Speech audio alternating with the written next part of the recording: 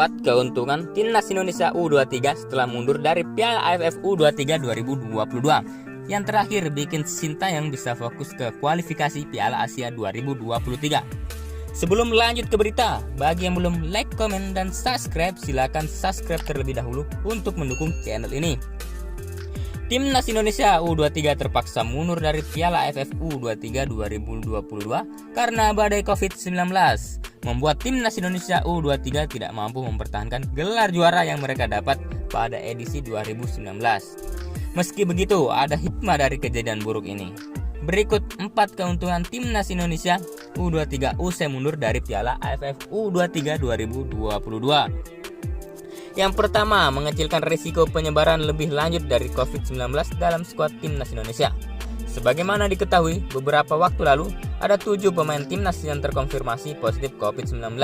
Mereka adalah Ronaldo Kuate, Muhammad Ferrari, Bref Fatari, Taufik Hidayat, Irfan Johari, Ahmad Figo Ramadhani, dan Cahya Supriyadi. Selain mereka ada 4 pemain lainnya, yaitu Alfiandra Dewangga, Genta Apaido, Muhammad Kanu Helmiawan, dan Marcelino Ferdinand, yang masih menunggu masa inkubasi sebab mereka satu kamar dengan pemain yang positif COVID-19. Lalu ada juga 1 ofisial tim yang positif COVID-19.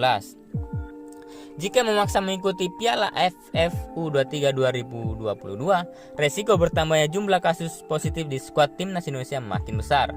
Oleh sebab itu, mundur dari turnamen ini dinilai sebagai keputusan terbaik dalam situasi buruk tersebut.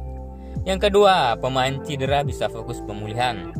Selain kasus COVID-19, Timnas Indonesia U23 juga kehilangan 3 pemain yang cedera. Mereka adalah Guansar Mandoen, Ramai Rumakik, dan Muhammad Iqbal. Setelah mundur dari Piala AFF U23 2022, ketiga pemain itu bisa fokus untuk memulihkan diri, jadi tenaga mereka pun bisa dimaksimalkan oleh klub masing-masing di Liga 1 2021-2022. Yang ketiga, klub-klub Liga 1 kembali diperkuat oleh para pemain muda terbaik masing-masing. Absennya Timnas Indonesia U23 dari Piala AFF U23 2022 secara tidak langsung juga menguntungkan klub-klub Liga 1. Sebab klub-klub itu bisa mendapatkan kembali para pemain muda terbaik mereka. Dengan kompetisi yang berlangsung dalam jadwal amat padat dan makin memanas mendekati akhir, setiap klub butuh semua pemain dalam skuad untuk menuai hasil positif dalam pertandingan. Oleh sebab itu, tenaga para pemain muda dibutuhkan dalam fase ini. Yang terakhir, yang keempat, Sintayong bisa fokus ke kualifikasi Piala Asia 2023.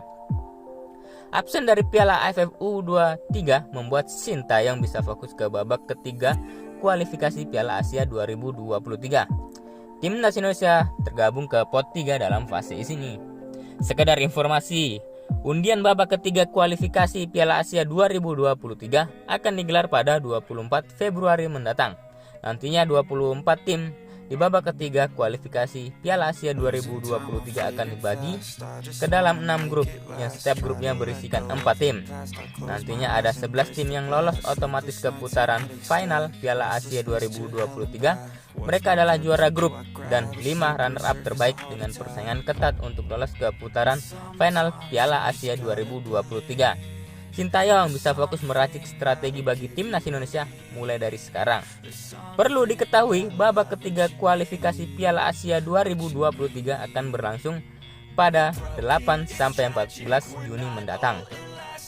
Bagaimana pendapat kalian, Konco Lovers? Terima kasih sudah menonton video ini. Salam olahraga.